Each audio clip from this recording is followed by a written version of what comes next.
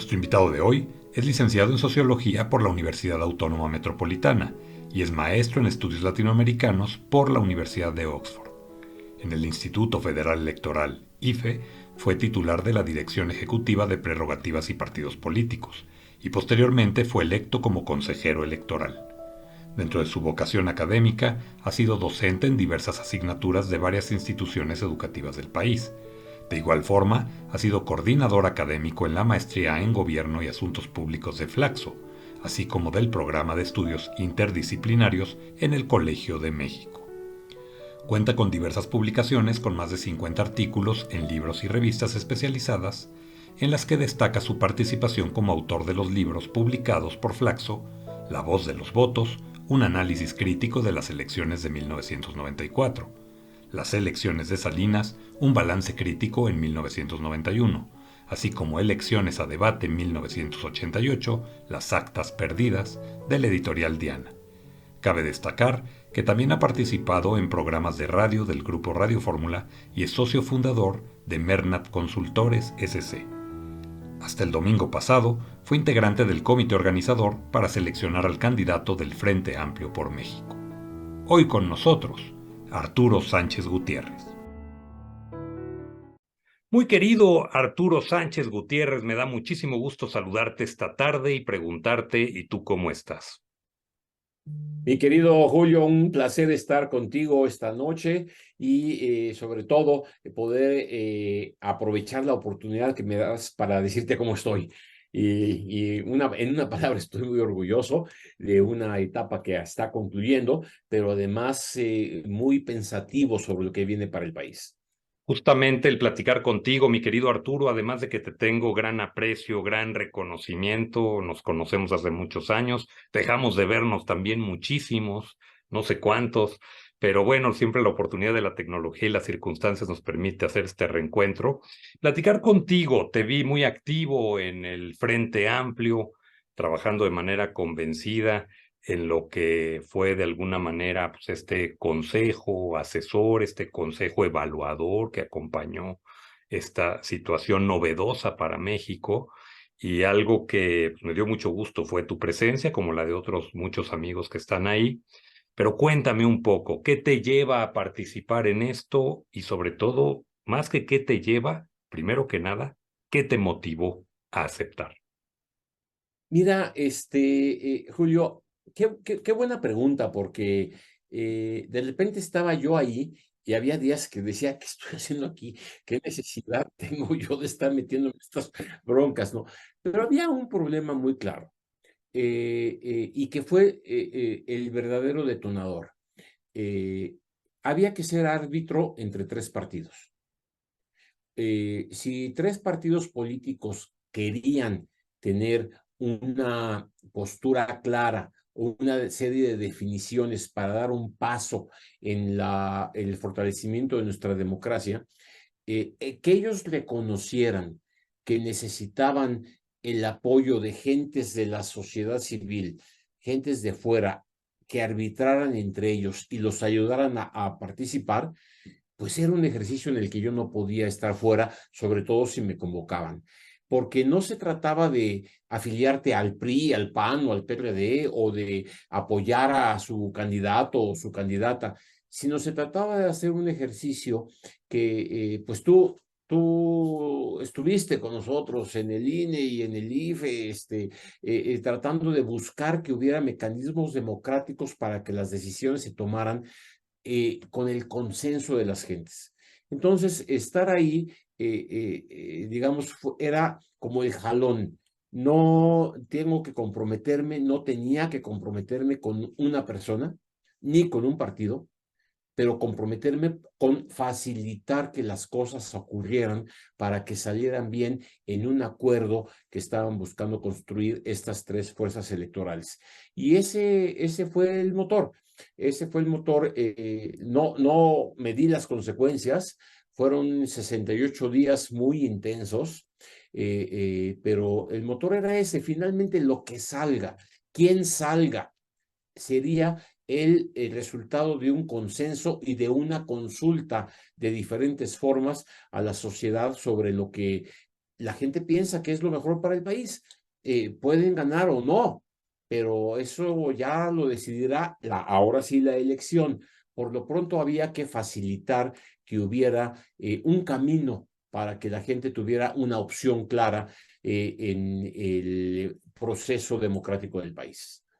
Arturo, tú fuiste consejero del IFE, en ese tiempo IFE, INE ya posteriormente se le denominó, pero ¿qué te encontraste? ¿Qué ambiente político encuentras de los tiempos en que te tocó ahí participar, que ya eran bastante cargaditos estos muchachos, ya se llevaban rudos los partidos, pero ¿qué te tocó? ¿Qué diferencias encuentras entre aquel México y el México en el que te vuelve a tocar participar? Vamos desde una posición también neutral, una posición de mucha observación, de mucha mediación, y creo que también esa es una de las características por las cuales te habrán invitado. Siempre has tenido buena mano izquierda y derecha, y además de una gran educación, eso ayuda mucho. Pero, ¿qué México? ¿Notaste una diferencia de aquellos momentos políticos a los momentos actuales? Mira, sí, y muy grande. Cuando empezamos en aquel entonces con Pepe Woldenberg en el 96 como director ejecutivo, luego ya como consejero, en mis clases con mis alumnos yo hablaba de la transición democrática y ya había una especie de entusiasmo. La gente en general reconocía que había habido una transición. Era la época en la que por primera vez perdía el PRI y había una especie de nueva aventura, una especie de esperanza de que esto va a modificar porque ya había llegado la democracia. Congelemos esa imagen en el 96, 97, 2000. Hoy nuestros jóvenes un poco se preguntan, ¿y ustedes se pelearon tantos años para construir esto? Pues, o sea, porque los jóvenes que van a votar por primera vez el año que entra, que cumplirán 18 años, pues nacieron ya en este Sí, en siglo, una época diferente. ya en una época completamente distinta, ya con un INE, ya con crisis dentro del mismo IFE, después de la elección del 2006, y con una concepción de la democracia en donde no necesariamente era la euforia que habíamos vivido antes.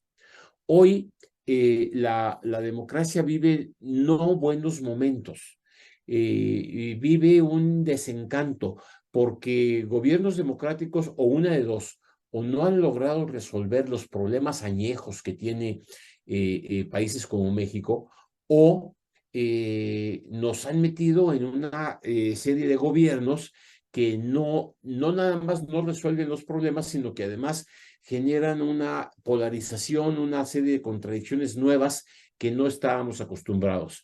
Entonces, sí es un México distinto y lo que a mí me preocupa mucho, me preocupaba mucho, es que en un escenario electoral hacia el 24 se estuvieran decidiendo no solamente quién nos va a gobernar del 24 al 30, sino que se estuviera también decidiendo el futuro de nuestra democracia o las alternativas del fortalecimiento de nuestras instituciones.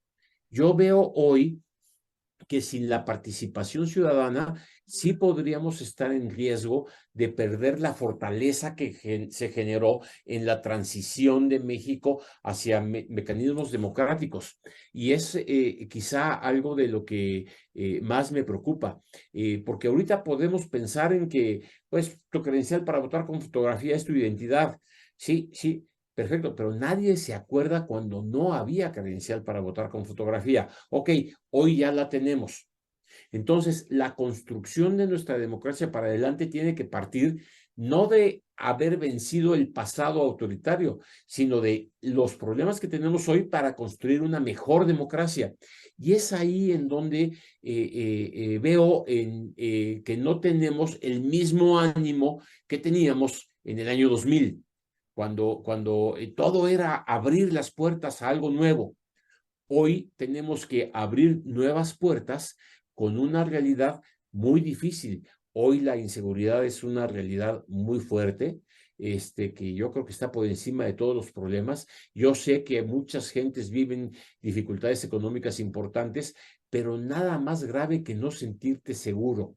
Y ante eso, ¿cómo construir una alternativa democrática? Yo creo que hay retos importantes y por eso sí creo que es un México muy distinto del que tú y yo platicábamos y vivíamos y compartíamos hace algunos años ya. Y abusando de esa historia y que no necesariamente nostalgia, pero en algunos momentos sí nos lleva a repensar estos temas.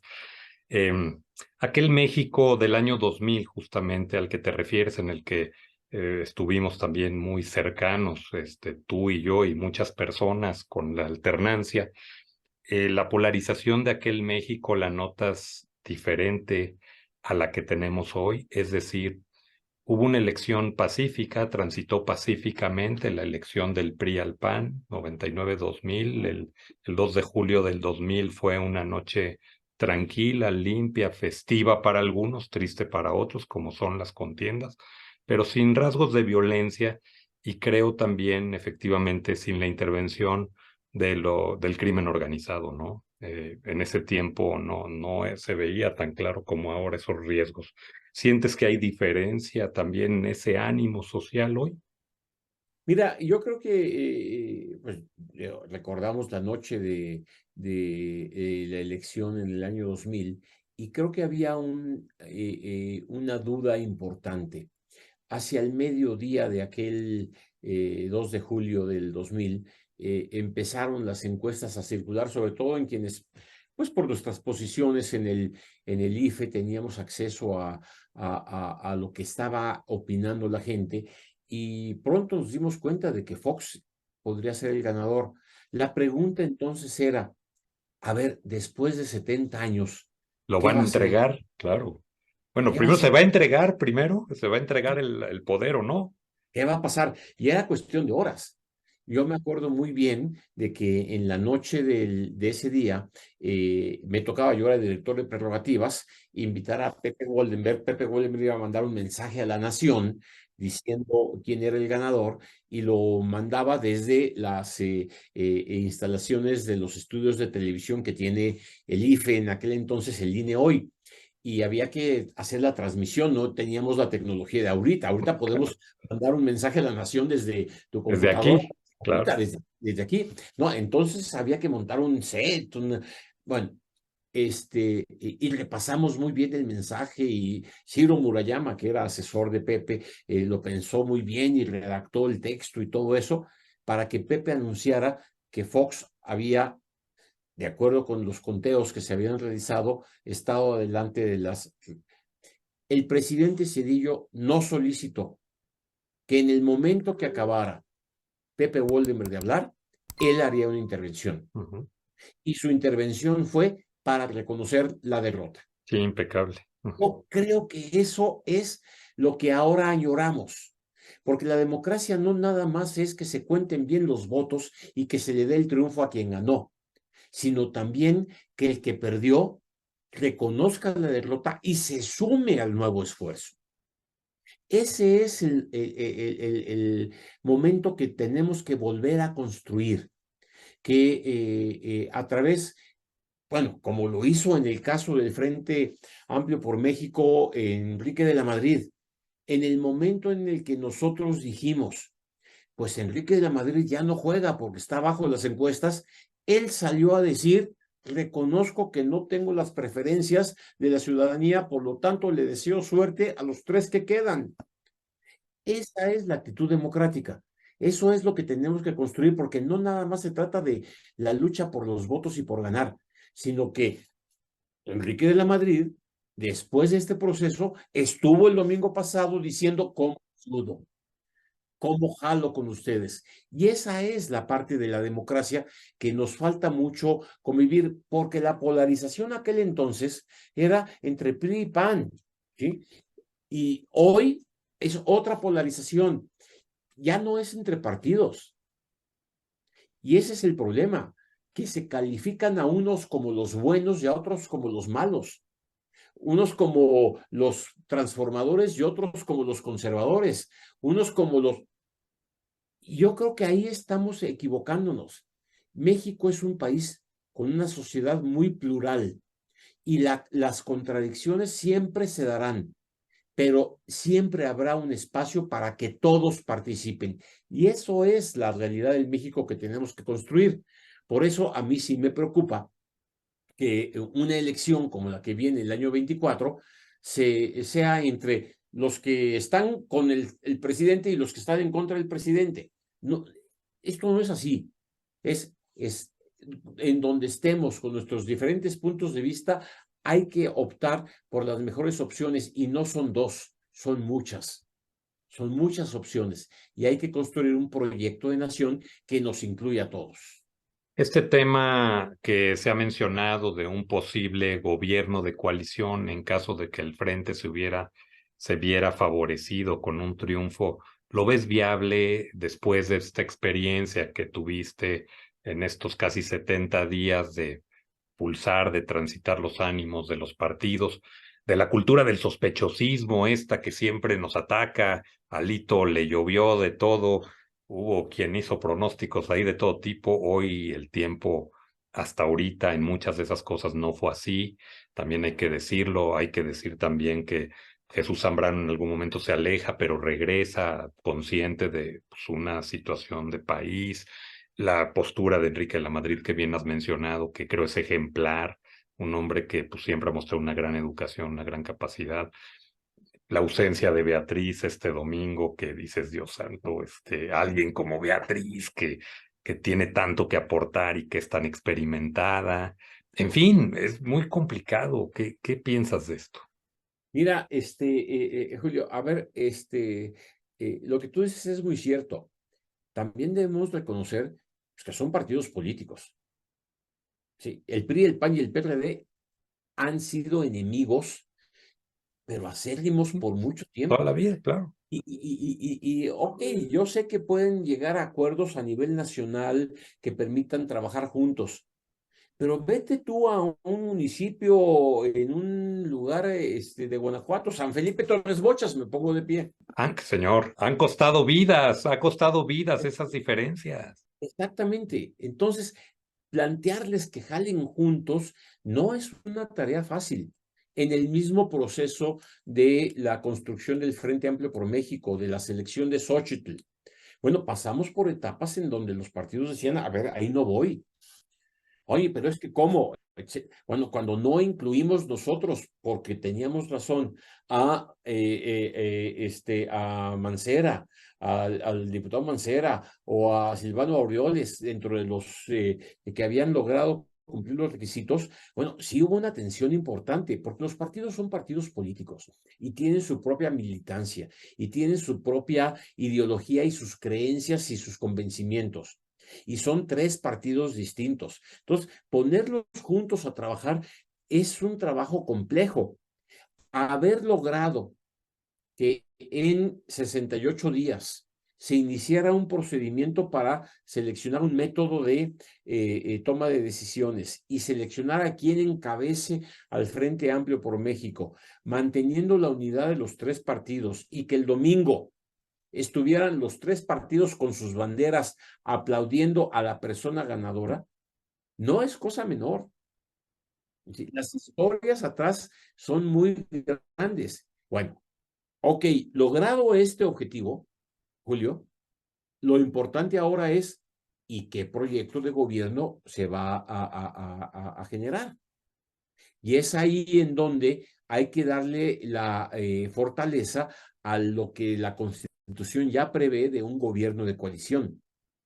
¿Sí? Porque tienen que caber dentro de un nuevo gobierno, si en efecto se logra que el frente triunfe, que se incorporen las posturas panistas, por muy conservadoras o de derecha que se digan que son, las posturas priistas, por muy anquilosadas que parezcan para muchos, y las posturas perredistas minoritarias el día de hoy.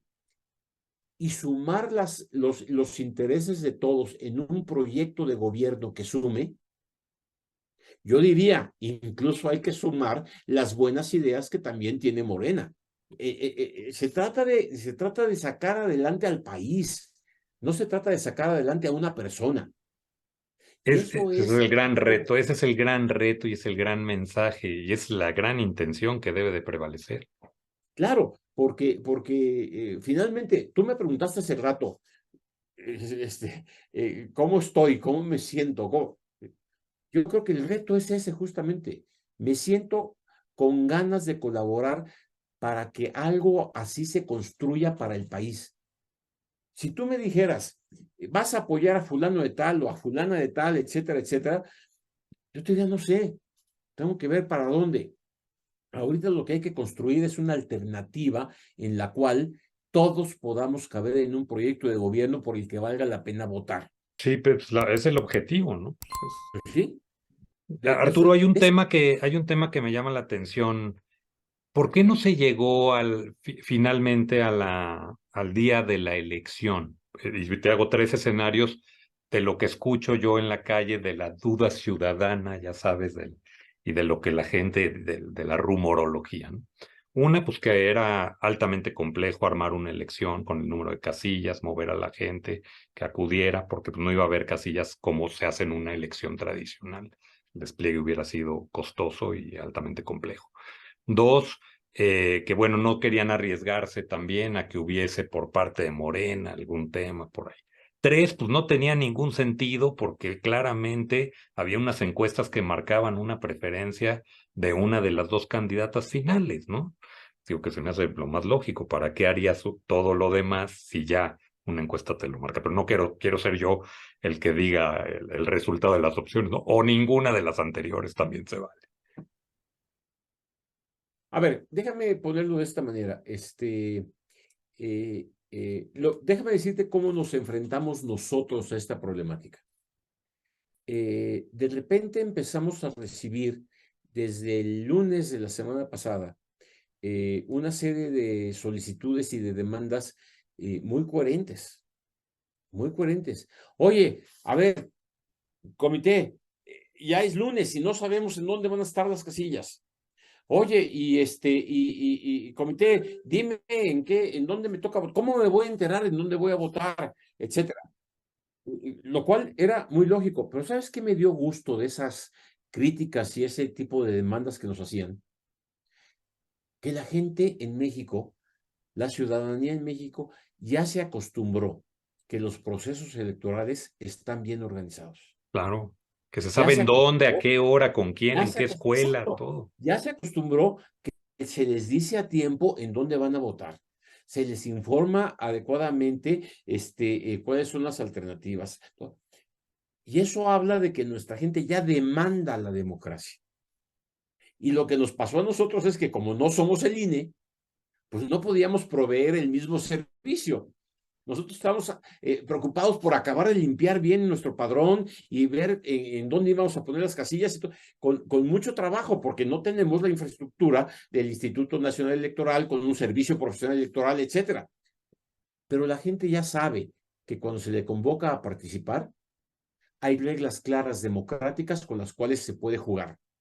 Y eso habla de una madurez de nuestra ciudadanía. Y eso me gustó mucho descubrirlo en este proceso. ¿Sí? Ahora, qué nos ocurrió? En el medio de todo este tipo de situaciones, no es una elección similar a las que organiza el INE, pero lo que sí ocurrió es que no era una elección en la que solamente el voto valía. Nosotros, de acuerdo con los partidos políticos, teníamos dos ponderadores. Por un lado, la elección del 3 de septiembre y por otro lado, la encuesta que estábamos levantando. Entonces, cuando el lunes de la semana pasada aparecen en la prensa tres encuestas y las tres encuestas, Reforma, El Financiero y el Economista, marcan una tendencia muy clara, empiezan a levantarse luces amarillas. Oye, a ver, ¿qué va a pasar? Y entonces empieza a tener mucha importancia la encuesta que que estábamos levantando en ese momento. Y los partidos dicen, a ver, tenemos que ponernos de acuerdo para no generar, déjame decirlo en pocas palabras, para que no pasara lo que les está pasando a Morena ahorita. No, que ya acabó ahorita en este minuto preciso, 7:35 de la noche. Nos acaban de dar la sorpresa que la señora Sheinbaum es la ganadora de la Ah, encuesta. mira, Te perfecto, lo digo ahorita perfecto. porque la gente no sabe que estamos grabando ahorita previo a las 7:35 de la noche de este miércoles 6 de septiembre. Entonces, Mira, hace bueno, 2 minutos perfecto. están levantándole la mano a Claudia. Bueno, qué bueno, y qué bueno que lo saquen, y ojalá sea un proceso que se transparente, porque lo que necesitamos es quienes vayan a competir sean producto de un proceso realmente democrático. Pero bueno, entonces nosotros vivimos esa situación y empezamos a ver que, bueno, había una tendencia muy clara. Y esa tendencia, los partidos empezaron a ver, ¿a dónde vamos? ¿Para qué nos volvemos a confrontar cuando parece ser que las cosas están muy obvias? Y además hay reconocimientos de todos de que vamos por ese camino. Sí, entiendo perfectamente a Beatriz Paredes. Oiga, denme chance de hacer mi luchita Es de y todo llegar, sobre ¿no? todo por lo que, y No. de llegar, ¿sí? Pero creo que la salida de ella, de déjenme conocer la encuesta del frente para tomar una decisión, fue muy sabia. Y por eso hicimos pública la encuesta que nosotros estábamos realizando, que coincidía con las demás encuestas que se habían levantado. Entonces, en ese sentido, creo que se coadyuvó a poder tomar una decisión. Bien, conclusión, ya no vamos al domingo a una consulta y declaramos a Xochitl como ganadora. Pero sí debo reconocer que estábamos listos para hacer la consulta, estábamos preparados, nos iba a costar mucho trabajo lograrlo que saliera bien, teníamos riesgos que correr, pero estábamos listos para hacerlo. No ocurrió, nos ahorramos los riesgos, nos ahorramos los problemas y pues todo el mundo quedó de alguna manera contento. Me dicen a mí, oye, pero Xochitl no salió a levantarle la mano perdón, Beatriz no salió a levantarle la mano a Xochitl, no fue el domingo y todo eso. De acuerdo, pero hizo un reconocimiento.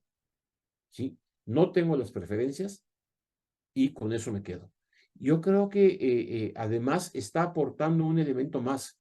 Hay temas que deben ser incluidos en la plataforma, que son los temas de Beatriz Paredes que siempre ha defendido, deberán ser inscritos, porque el no haber logrado la victoria no quiere decir que esté fuera del frente. Necesitamos a gente como Beatriz Paredes, como Santiago Krill, como Enrique de la Madrid y todos los demás para echar para adelante un proyecto, porque es lo que decíamos hace rato, Julio. Se trata de construir una alternativa que incluya a todos para que México tenga un mejor gobierno. Después de estos 60 y tantos días 68. dinámicos en 68, dinámicos, emocionantes, turbulentos, apasionantes, ¿qué sigue para ustedes, los integrantes, participantes del frente?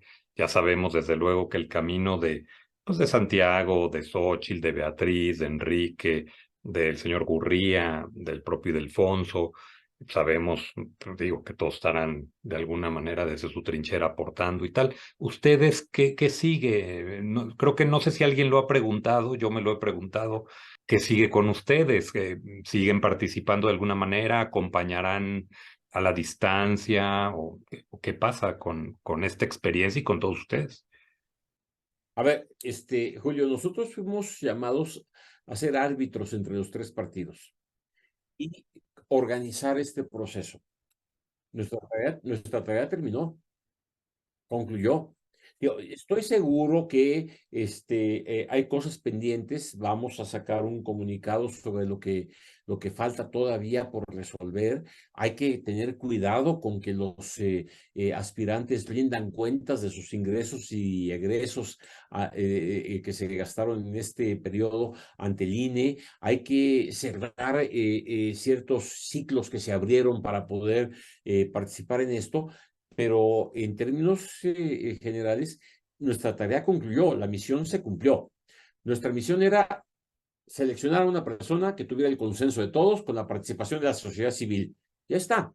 es Xóchitl. Si va a ganar o va a perder, o todo eso ya es otro asunto. Vienen las etapas en donde vienen las verdaderas precampañas, en donde habrá que registrar a la coalición, en donde vienen otros procesos ya dentro del proceso electoral. Pero nuestra tarea concluyó. Ahora, si tú me preguntas, ¿se puede reproducir este ejercicio en otros casos para elegir candidatos a gobernador, etcétera? Posiblemente sí. ¿Estaremos nosotros? No sé, igual sí, igual no, o igual estarán otras personas que tienen la misma, el mismo empuje, el mismo conocimiento que puedan echar adelante este tipo de situaciones. Lo importante, mi querido Julio, es que yo creo que la huella ya quedó marcada. La sociedad civil puede y debe estar presente cuando los partidos toman decisiones de este tamaño y les conviene a los partidos y a la sociedad civil participar. Y eso es algo nuevo. Eso es algo que yo creo que vale la pena valorar, porque finalmente este ejercicio no era nada más para ver cómo se ponían de acuerdo ellos, no, era para ver cómo la sociedad civil tenía algo que decir en esta decisión. Déjame decirte una reflexión mía. Yo tengo para mí que el PRI tenía su candidato y que el PAN tenía su candidato y que el PRD quería que alguna de sus gentes llegara. Pues llegó finalmente una combinación de todos los intereses con la participación de la sociedad civil. Una persona que si bien ha llegado al poder a través del PAN, no es una militante panista. Sí, además con una sorpresa Para para todos. todos. Bueno, eso es lo que teníamos que construir. Misión cumplida. Que hay que perfeccionar el procedimiento, sin duda alguna. Sin duda alguna. Pero eso era de lo que se trataba. Así que para nosotros, pues ya acabó la historia. Digo, ya hicimos lo que teníamos que hacer, se acabó. A mí si me vuelven a llamar para participar en algo similar a esto, cuenten conmigo. Claro, claro, Y o sea, estoy es lo seguro que que... mis colegas dirán lo mismo, pero por lo pronto, pues yo tengo que descansar unos días porque han sido temas días muy intensos. Hay dos preguntas finales. Una es una reflexión. Tú eres un hombre muy experimentado en diversos temas, en lo electoral, desde luego, pues eres un sociólogo, pero también de una manera muy destacada has conocido los temas relacionados con la radio y la televisión. Yo así hace unos días, y perdona mi deformación de otra vez de los medios, de meterme en este asunto, pero hace unos días fui a dar una conferencia a León. Me preguntaban que qué pensaba de la participación ciudadana. Les dije que vamos a haber logrado un gran hit con la democracia el día que logremos que los mismos que votaron por la Casa de los Famosos, que fueron 20 millones de personas, o que se inscribieron para crear una conversación el día de la elección de la famosa Wendy, imagínate 20 millones de personas hablando de eso. Si la democracia lográramos nosotros que 20 millones de ciudadanos se hubiesen inscrito en este proceso, bueno, seríamos un país de una estatura democrática enorme. Esta era la reflexión de los medios, nada más por hacer para las personas que nos ven un símil de dónde están los temas de interés, y de dónde están las conversaciones de la ciudadanía, ¿no? 20 millones contra 2 millones y cachito, que estaban dispuestos o que estábamos dispuestos a salir a votar ese domingo. Y el tema final, Arturo, es ¿qué México le quieres dejar a las próximas generaciones? ¿Qué pregunta tan padre para una reflexión después de esta experiencia, mi querido Julio? A ver, en primer lugar, los medios de comunicación. Creo que nosotros hemos pasado por una evolución de nuestro sistema electoral que partió de la desconfianza y que tomamos muchas decisiones para garantizar la confianza de la gente, que ahora quizá ya no sea necesario en todos los casos mantener. Y en el caso de los medios de comunicación, todas las restricciones que se pusieron a los medios tenían que ver justamente con la desconfianza. No confío en que un medio va a ser imparcial. no confío en que un medio no va a vender tiempos a favor de un candidato y no vender a favor del otro. Y todo ese ambiente que fue parte de la transición a la democracia en México, pues tenemos que reflexionar sobre ello. Finalmente a la gente no le gusta la espotiza que vivimos en las campañas electorales, pero fue necesaria para lograr la equidad que no se daba naturalmente antes. Hay que valorar si esas mismas reglas siguen siendo las que son pertinentes. Bueno, en Estados Unidos el presidente, siendo presidente, hace campaña por sí mismo para reelegirse. Aquí no permitimos que el presidente diga cosas. Bueno, hay que buscar los equilibrios nuevos que nos permitan más libertades. Piensa tú que el ejercicio que hizo Morena de destapar a sus corcholatas y hacer lo que está haciendo, terminando el día de hoy con sus conclusiones, para decirnos que Claudia va a ser la que encabece a la cuarta transformación, o el ejercicio que hizo el Frente Amplio por México para haber concluido el domingo pasado que Xóchitl es la que va a encabezar, ¿sí? Están fuera de los tiempos electorales normales. Bueno, entonces, la lección es nada más preguntarnos, no los partidos mismos están y las autoridades que permitieron que esto ocurriera. Nos están señalando que tenemos que cambiar las cosas de manera de que esto sea un poco más liberal. Entonces, bueno, lo dejo como pregunta. Y tu segunda pregunta es muy grave. ¿Sí? ¿Qué México le queremos dejar a nuestros hijos y nietos? Yo creo que en dilema electoral en el que nos metemos periódicamente sí necesitamos tener un esquema en donde, y regreso a las coaliciones y regreso a los gobiernos de coalición, necesitamos que las políticas públicas que se generen incluyan los intereses de todos. No puede ser que pensemos solamente en una parte de la sociedad y no atendamos las diversas necesidades que existen en un país tan complejo como México, sobre todo con la diversidad de regiones que tenemos. Yo a mis alumnos les digo, a ver, si voy a Oaxaca, como mole, y si voy a Monterrey, como carne asada. ¿Cuál es la diferencia? Mucha. Cultural, gastronómica, económica, de todos tipos. ¿Cómo gobernar para todos con estas grandes diferencias? Eso es lo que yo quiero dejar a mi hija y a mis nietos eventualmente. Un gobierno que atienda a todas estas necesidades. Pues querido Arturo, pues agradezco mucho el tiempo que nos has hecho favor de regalar.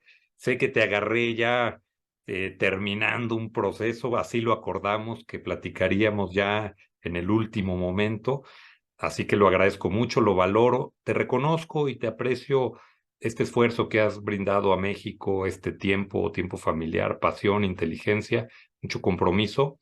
La verdad que las próximas generaciones, independientemente del resultado electoral al que se llegue, creo que tendrá constancia de que se hizo un esfuerzo importante por hacer un proceso transparente, austero y de resultados. Muchísimas gracias, Sí. querido Arturo.